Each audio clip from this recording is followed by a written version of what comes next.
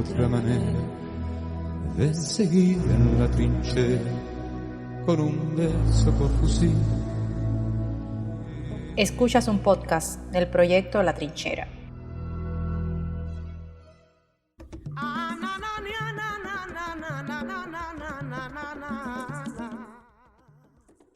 Un saludo a quienes nos escuchan. Yo soy Miguel Alejandro Hayes y este es El Solar. Para quienes sintonizan por primera vez este espacio, El Solar es un podcast para hablar de temas no comerciales, es un podcast para hablar de temas metatrancosos.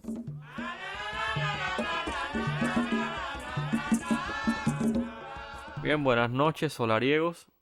Hoy tengo un invitado especial, es una persona que es parte de la historia teórica y política de la Revolución Cubana. Él es sociólogo, profesor, investigador, fue miembro de la revista Pensamiento Crítico, fue miembro del antiguo Departamento de Filosofía, ese que tiene mucha historia y muchas leyendas.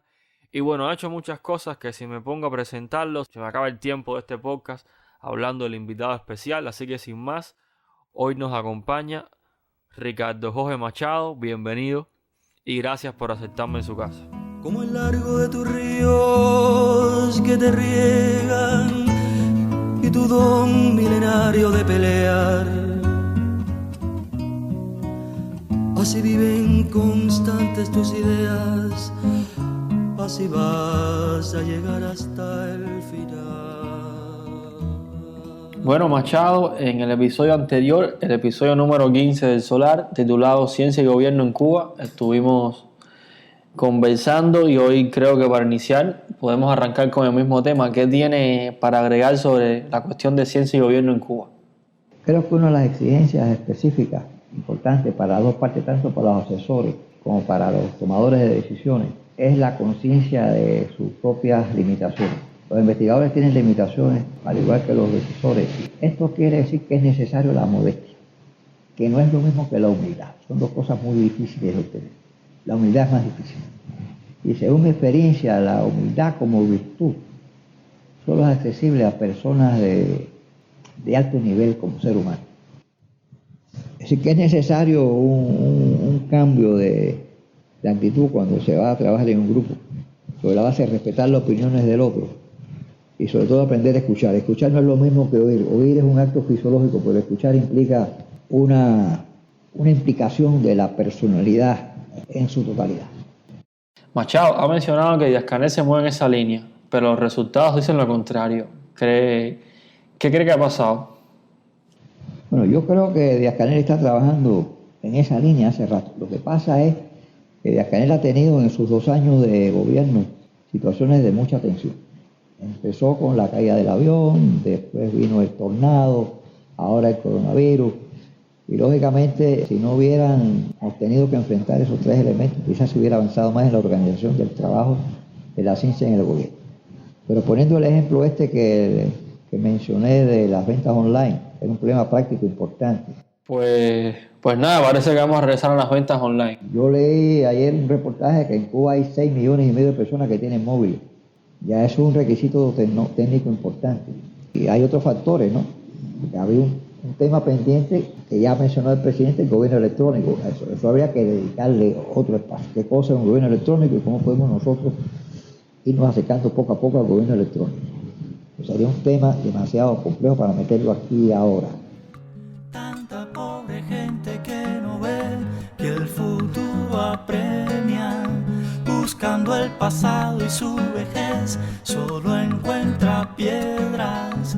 Tanta pobre gente que no ve que el futuro apremia, buscando el pasado. Machado, siguiendo esta línea, ¿qué recomendación tiene para el gobierno actual en materia de esta relación que puede existir entre ciencia y gobierno para Cuba? Yo creo que si el presidente, como se hizo en los años 80, que el gobierno tenía un grupo de asesores directamente vinculados a esa oficina, si el presidente, como evidentemente son sus intenciones, tuviera asesores directamente en las oficinas de la presidencia, en las oficinas del Consejo de Ministros, en las oficinas del primer ministro. No puede ser. El que ha estudiado negociación sabe que no es lo mismo o indiferente el lugar donde se realiza la negociación. No puede ser, porque todas estas decisiones de toma de gobierno es resultado de negociaciones entre las partes, entre los decisores y los asesores, y a veces entre los no asesores, porque es positivo que haya diferencias entre ellos. Entonces este tema de la cercanía, del espacio, de la ubicación de los asesores tiene que ver directamente con la optimización de la gestión gubernamental. ¿Por qué no explica un poco más este tema? No es lo mismo que el ministro vaya a discutir a la universidad o que los de la universidad vayan a discutir la oficina del ministro. No es así. La posición física del escenario donde se produce el intercambio es decisiva. Tiene que ser en las oficinas de la presidencia. Y que el ministro y los viceministros vayan a las oficinas de la presidencia a discutir con el asesor y analizar junto con él en las oficinas del presidente. Y ellos tengan el respaldo institucional de la Organización Superior del Estado. Yo sé de casos que ya vienen funcionando de ministros que van y se reúnen con la universidad, o amigos míos de facultades universitarias que se reúnen con el ministro y llevan ya un año dirigiéndose, pero ellos no dicen que no le hacen caso. Quizás se deba a que ellos no saben plantear los problemas. Sé de algunos investigadores que han sido arrogantes y prepotentes y han roto la comunicación, que han hecho una crítica superficial. Yo, por ejemplo, hace años que yo no hago críticas públicas abiertas y muchas veces ni en privado a los ministros, porque aquí ser ministro es un trabajo demasiado duro y demasiado complicado y trabaja en condiciones muy difíciles y hay que ponerse en el lugar de ellos.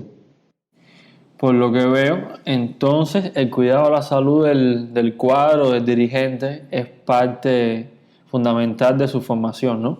Yo recuerdo una anécdota aparentemente insignificante, que cuando en esos años en que yo estuve, yo conocí muchos jóvenes ministros que empezaban jóvenes y en menos de 2 años estaban llenos de canas y ya había señales de agotamiento físico, porque son jornadas extenuantes, jornadas de 12 a 14 horas diarias, seguidas, no tienen días de descanso, tienen sobrecarga y eso implica un estrés sostenido que en ocasiones puede debilitar su capacidad de análisis. Ahora mismo, cuando la situación esta del coronavirus, yo hice un comentario que me publicaron haciendo referencia a cómo el Ministerio de Salud Pública inglés editó un folleto acerca del daño del estrés del personal que estaba trabajando con la COVID, que había que tener cuidado con el estrés sostenido porque podría convertirse en un riesgo para la salud del propio especialista que atiende. Porque, por ejemplo, ellos están trabajando ahora con regímenes por turno continuado. El trabajo por turno, y cuando tienen que trabajar muchas veces de madrugada o hay un proceso de fatiga sostenida, eso se convierte no solo en un peligro para la salud del médico, sino también un riesgo para la eficiencia de su trabajo. Esto podemos llevarlo al trabajo de los directivos. Por ejemplo, en mi experiencia como consultor, he comprobado que la inmensa mayoría de los directivos con los que he trabajado tenían ya serios problemas de gastritis y hipertensión. Y una de las preguntas que yo he hecho con frecuencia al principio, cuando me reúno con directivos que iniciamos un entrenamiento, la primera pregunta era cuántos años llevaban de directivo y hacía una correlación entre 5 años es clorhidrato hipoxio, entre 5 y 10 años es el omeprazol y 4 o 5 años es verapamil o enalapril. Cuando hay una complicación entre la hipertensión y la gastritis, la capacidad de análisis, la capacidad de resistencia física del cuadro disminuye. Es tan importante prepararlo también para que sepa gestionar el estrés, porque estas actividades de gobierno de alto nivel son actividades demasiado estresantes, se han sometido a demasiadas presiones. Tienen que aprender a hacer ejercicio físico, a oír determinado tipo de música, que es lo que se enseña en las escuelas del primer mundo para contrarrestar el estrés sostenido, que es el que lleva un ministro o un funcionario de alto nivel del Estado. Con permiso y licencia de Olotumare, Boyupa, Beni Morí, Chano Pozo, Saldiguera, Balanga, de Cuba, Carlos Embali, Helio Rebey, Mercedita Valdés, Ignacio Piñeiro, de Cuba, Pacho Alonso, Tito Gómez, Roberto Faz, Rita Montaner, de Cuba, Andrea Baró. Bueno, estamos hablando de estrés, de tensiones que se llevan como parte del ejercicio de gobierno. Uno de los temas más preocupantes en estos días, y que lo hemos mencionado en este espacio y en el anterior, es el de la presencia del coronavirus. Pero bueno, eso me lleva a otra cuestión que es la que realmente quiero tocar en este episodio, que es el neoliberalismo. Es decir, el neoliberalismo como teoría, como modelo, propone una dinámica de gestión al virus, que creo que eso nos acerca a esto que estamos conversando y de paso nos da pie a conversar un poco sobre el impacto, la influencia y la capacidad real del neoliberalismo como paradigma de ciencia que también es uno de los que puede acercarse al gobierno. Bueno, voy a hacer una comparación. El neoliberalismo como corriente ha surgido de los grandes países dominantes. Está entre los ingleses con el gobierno, los asesores de la Thatcher y los norteamericanos. Les está pasando algo parecido como le pasó a los soviéticos. Los países grandes tienen la costumbre de crear modelos de formación y querérselo implantar a los pequeños. Es una vieja tradición en la historia contemporánea. Los soviéticos crearon su modelo centralizado, de gobierno centralizado, y lo exportaron a esos países socialistas, lo exportaron a Cuba. Y esa visión unilateral de un modelo estandarizado a distintos países, con distintas culturas, distintos niveles, es lo que quieren hacer ahora los norteamericanos. Exportar el modelo neoliberal y aplicarlo de forma estandarizada donde quiera. Y eso es lo que lo ha llevado a este fracaso que está experimentando el neoliberalismo. Los soviéticos trataron de universalizar su modelo, de implantarlo y fracasaron. Y entonces los norteamericanos y los líderes de Occidente no han sabido sacar esa experiencia. Están repitiendo lo mismo que le pasó a los soviéticos. Y van por el mismo camino de la destrucción del sistema. El mismo coronavirus ha puesto en evidencia el fracaso a nivel global del modelo neoliberal. Y yo pienso que de esta experiencia habrá que sacar conclusiones, tanto para la izquierda como para la derecha. Se ha producido una alianza letal en los últimos 6 meses entre el neoliberalismo y el coronavirus y están realizando una verdadera carnicería a nivel mundial. Hay que ver las cifras diarias de los muertos, incluso en países desarrollados. Una de las características que a mí me ha llamado la atención, el impacto que ha tenido en 2 países, en Canadá y en Inglaterra. Países que tenían comparativamente a nivel internacional un sistema de salud por encima de la media. Y sin embargo, el coronavirus los ha golpeado. Por no hablar de Estados Unidos, que es un capitalismo más desordenado, un capitalismo más salvaje. Pero estoy hablando de un capitalismo ordenado como es Canadá, un capitalismo más organizado como es Inglaterra, que yo conozco de alguna manera también la organización de la sociedad inglesa. He tenido experiencias de cómo una sociedad muy organizada y muy disciplinada, que no es el caso de sus hijos en los Estados Unidos, que no sea muy desorganizada. Y eso se ve en los estilos de este presidente, que ha llevado al sumo en la desorganización a nivel de gobierno. Este es el presidente que más funcionarios ha despedido. Si no tiene ninguna estabilidad en su equipo de cuadro, todos los meses despide a 1, 2 o 3. ¿Qué estabilidad puede haber ahí? Claro, esa inestabilidad se deriva de la cabeza del presidente. Que como es una cabeza inestable, esa inestabilidad se traslada al gobierno. Y esa inestabilidad la está trasladando él al mundo. Esa decisión de romper con la OMS es una señal de desorden a nivel global que emite el gobierno norteamericano. Esa confrontación sistemática con los chinos ha desordenado la economía mundial, incluso a costa de ellos, porque hay informes de los chinos muy recientes donde demuestran que existen entre 1.000 y 1.500 productos esenciales para la economía norteamericana que se hacen en China. Es decir, este presidente evidentemente no tiene equipo de gobierno, no se asesora de la ciencia, no respeta la ciencia y es un gobierno ajeno a la ciencia.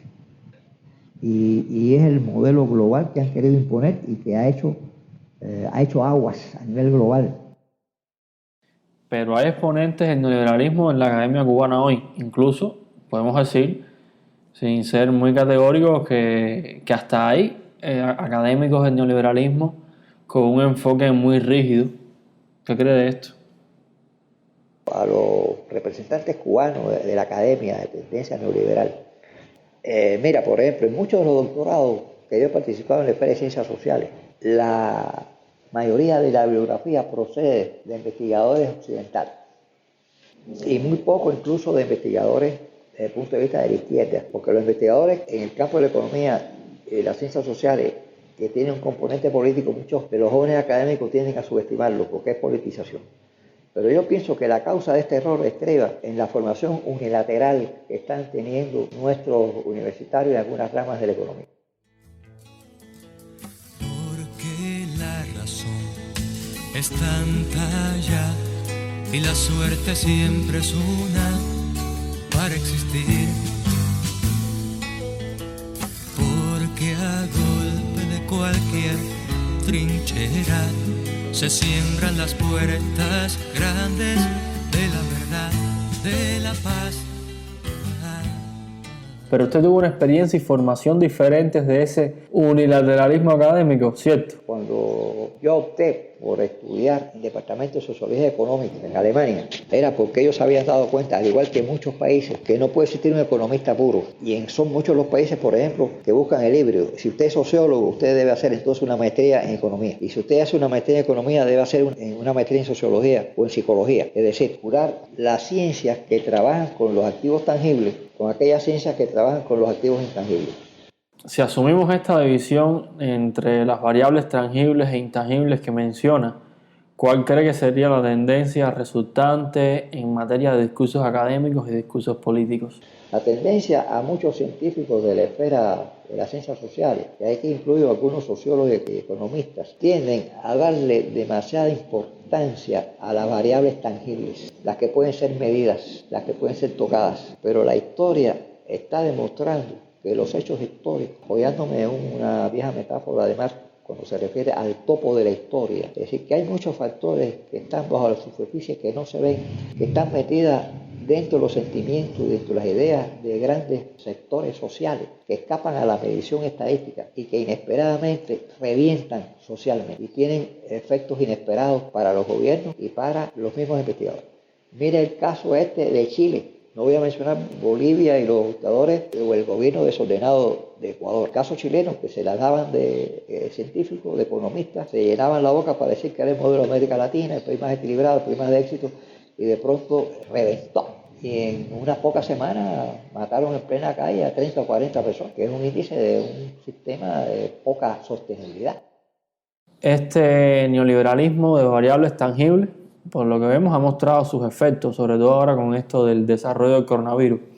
Pero estos hechos contrastan con el enfoque sistémico que hemos estado viendo en la gestión, al menos en la gestión epidemiológica en Cuba, que sin embargo no ha llegado a la economía. Es decir, me gustaría hablar un poco sobre esto, es decir, cómo en Cuba contrastamos toda esa dinámica neoliberal de gestionar una pandemia, pero solo en la salud pública. Cuando vamos a la economía vemos que ese enfoque, digamos, sistémico con el cual se proyecta la salud pública no llega, se queda ahí solo en la salud.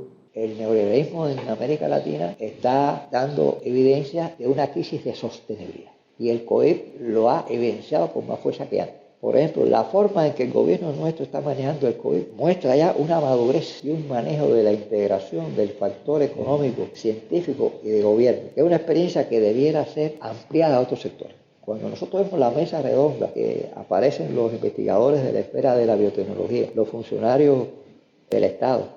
El otro día hubo una muy importante donde estaban tanto cuentapropistas como empresas militares estatales, que son empresas muy eficientes, por cierto. Y se logra esa integración que antes estaba por separado, gracias precisamente al coronavirus, que ha acelerado el proceso de integración social, no solo en Cuba, en muchos países. Porque la experiencia de la existencia humana muestra el carácter contradictorio de esta existencia. Cuando viene un fenómeno negativo, viene también asociado a oportunidades y fenómenos positivos.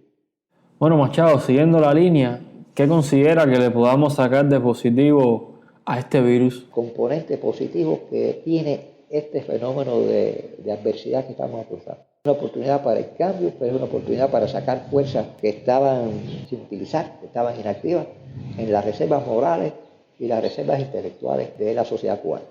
Al hombre le pasa como a los sueños, se despiertan de pronto en la misma soledad. Porque los sueños viajan tan deprisa que les duele tanto volver a regresar del futuro pleno donde anduvo, hurgando, pastando. Bueno, vamos al tema del ingeniero presidente, que sabemos que es una cuestión que a usted le causa mucho optimismo. Este presidente, Díaz-Canel, sintetiza las ideas que usted nos ha comentado en este intercambio, las ideas de dos modelos de formaciones profesionales diferentes en Cuba.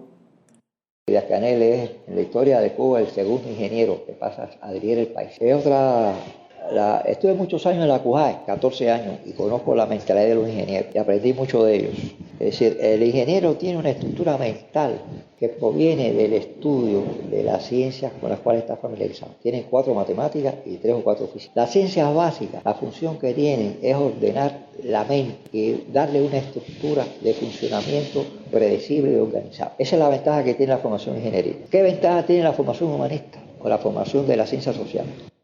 Tiene la ventaja de ver el componente humano, la ventaja que está relacionada con aspectos que actúan de manera decisiva en el comportamiento, pero que son muy difíciles de medir. Es decir, los ingenieros se ocupan predominantemente de los tangibles y los de ciencias sociales debiéramos ocuparnos más de los intangibles, aunque a veces se le da demasiada importancia a las mediciones estadísticas. Yo pienso que la formación ingenieril de Díaz-Canel y mucho más de la especialidad de ingeniería eléctrica, que es una especialidad de mucho rigor intelectual, y el hecho también de que él haya terminado una maestría en administración en la Universidad de Villa Clara, una maestría de primer nivel, que yo tuve relaciones con ese grupo científico de Villa Clara y es una de nuestras mejores universidades. Concretamente, ese grupo que organizó esa maestría es un grupo de primer nivel de rango internacional. Así que el presidente ha tenido la oportunidad de tener una formación en ciencias técnicas y tener una formación también en ciencias humanas, en ciencias sociales y en ciencias de la administración. Pero no solo él, según me cuentan los profesores que le dieron clase, era muy disciplinado en la clase y él implicó a todos sus asesores y miembros del partido y compañeros de la dirección del partido en el estudio de esa maestría. Y hay algunos primeros secretarios del partido que pasaron con esa maestría. Es decir, que hay un nuevo rasgo en este gobierno dirigido por un ingeniero. La historia de Cuba ha estado dirigida por médicos y por abogados y esta es la oportunidad de los ingenieros, pero ingenieros que tienen ya una formación diferente, una formación en este caso muy vinculada a la trayectoria política, a la formación de las variables sociales y políticas, de manera que tiene una formación muy balanceada y muy equilibrada, en mi opinión.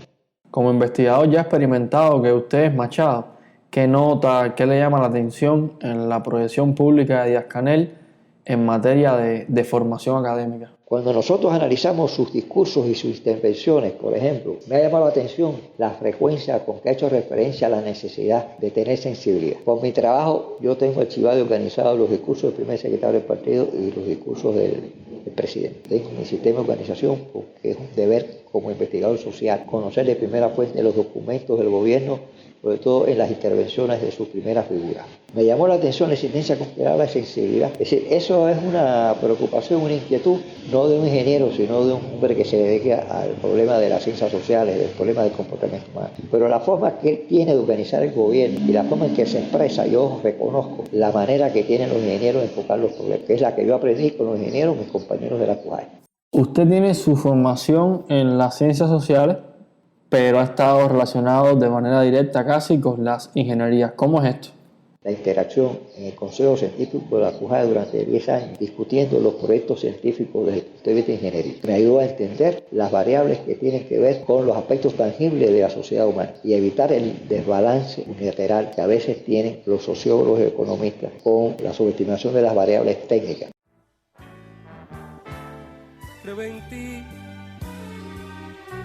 Lleno de contradicciones, presto a soluciones, siempre creo en ti. Creo en ti.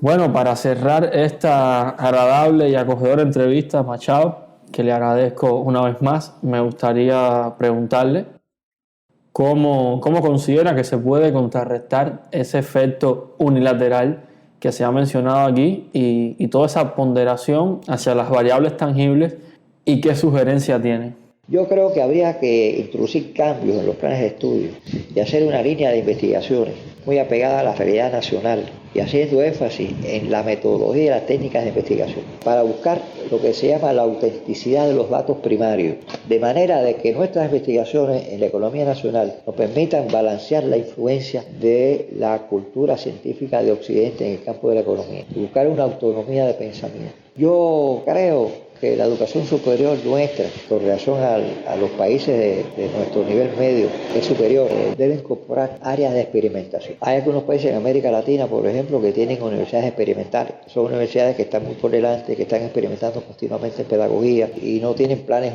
únicos, como ha habido aquí con la estandarización. del plan A, el plan B y el plan C. Yo pienso que hay que dar un poco más de flexibilidad y hay que ampliar los espacios de la reforma de los programas de estudio y dejarlos para que tengan más libertad los mismos profesores y los departamentos universitarios. Es mi experiencia de haber trabajado 14 años en la Universidad de La Habana y 14 años en la CUJAI, y conozco las virtudes, las fortalezas y las debilidades de los dos sistemas de enseñanza. Divertir el aire de la esperanza me consuela, reparar el huerto me hace la vida pasajera, castigar el polvo de los años no vale la pena. Divertir el aire de la esperanza me consuela, reparar el huerto me hace la vida pasajera, castigar el polvo de los años no vale la pena.